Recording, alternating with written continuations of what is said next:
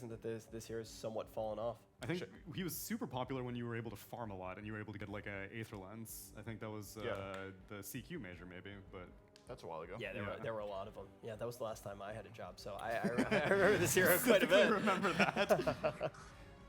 Rubik. I think, I don't know. I still think Shadow Shaman is great. In the recent major, or sorry, in our ESL Birmingham, I think Secret played it a couple of times as well on Puppy, I believe. At least one game I remember him playing Shadow Shaman and looking great. I think the hero's just nice and flat out underpicked. He's a solid position 4/5. He brings a lot to the table. He has 2 disables, he has wave clear, he has team fight, he has objective taking. It's a very high value support as long as I think his biggest weakness, I like to say this about Shaman, he's really good when he outnumbers in lanes. He's great at 2-on-1, he's great at 3-on-2. He's not as good in these 3-on-3 situations, and in 2-on-2 he's okay. But outside of that, when it comes to mid-game team fights, as long as you get to cast your spells, that's the challenge. The thing is, does the Spearbreaker Darkseer let you cast your spells? Yeah, because if I'm Spearbreaker, I have my eyes targeted on Shadow Shaman 100%. Well, at least you have a Hex, right? You have an instant cancel on the charge. That's true. So if you see him coming, you're actually one of the better supports at dealing with it. Of course, the Hex is going to be extremely short against Bulldoze, which is something to keep in mind. In the past, Spiritbreaker was a lot worse against Shaman than he is now. Okay, the coach loves this. This Rubik pick was really funny. When we do like a Winstrike right now, is this more in line with what we saw in Game 1? Playing something much more meat and potatoes.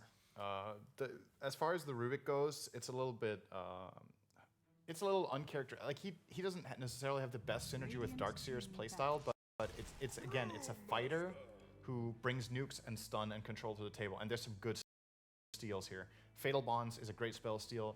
Golem is a great spell steal, and if you just cast spell steal on Warlock when he drops the rock, you're gonna get the rock or the bonds. Right. He won't have time to start up the upheaval unless you're a little bit too slow. So it also gives them some wave clear because the Anvorgesa push is very intimidating. And absolutely. The rest of the Winstrike heroes don't particularly deal with it very well unless if they get into really close quarters. Yeah. It will, as it looks though, be a position 5 Rubik. Keep that in mind. No Fear enjoys playing this hero. I know that for a fact. So definitely a player favorite combination. And Anvorgesa go for a Brewmaster, which is a pretty good way of dealing with the Sven. Definitely forces him into an early BKB, otherwise he's just going to get tornadoed up by the Storm Panda every single time. They're going hard on the push. For sure. And the cooldowns. Yeah, when there's cooldowns on Anvorgesa's lineup, it's pretty bad. Yeah, Reincarnation, Golem, Primal Split, Words. Serpent Words. Yeah. All of these 4 heroes have really long cooldown ultimates. And you look at Team Winstrike and they have some tempo. Spiritbreaker is non-stop able to fight. Darkseer is non-stop able to fight more or less. Maybe you don't have the wall, but you still have the 2 big spells in Iron Shell and Surge for the majority of the early mid game.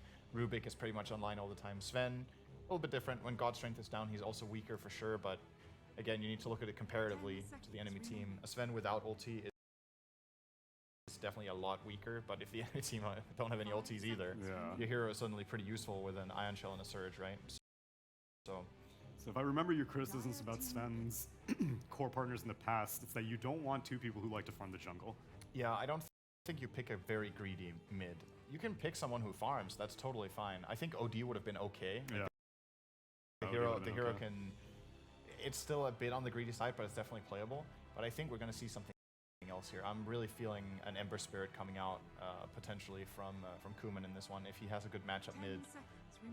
I don't know what Anvorgesa will look to pick as they're open in the mid. We've generally seen them being last pick, right? Yeah. I feel like a lot of the time at least they've been getting either last pick or they have seen the enemy mid when they pick their mid. And I think this is a different situation and they will just take the Ember away, okay?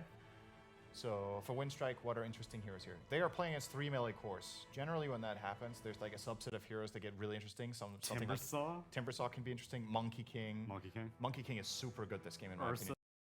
Monkey, if Kuman was really competent and confident on Monkey King, this is an awesome game for him. That would be such a great partner for Sven. It is super good against Brewmaster split because the monkeys just destroy it. Like if you can't stay in the split with the brew, or you can't stay in the ring with the brew split. He owns Ember Spirit in the lane.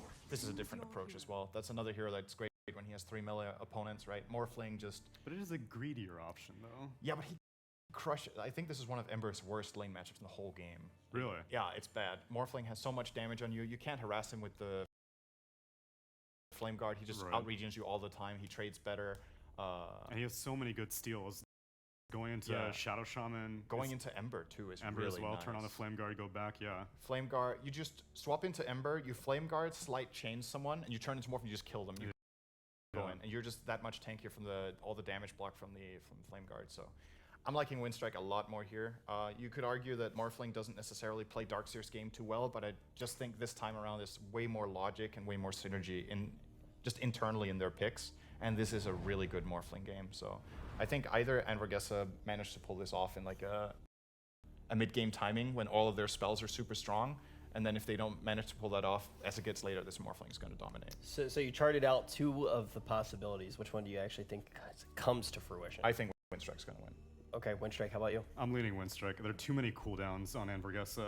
I think even if they do get their timings, they're going to be too random. They haven't shown that they know how to use all 5 ultimates at the same time yet.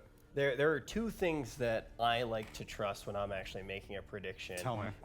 One of them is numbers, facts, analytics, and we have the best of them provided by our analytical partner in SAP. The other thing that I like to trust when I'm making a prediction, well, that's cuties, and we got 2 of them. They're about to cast the match.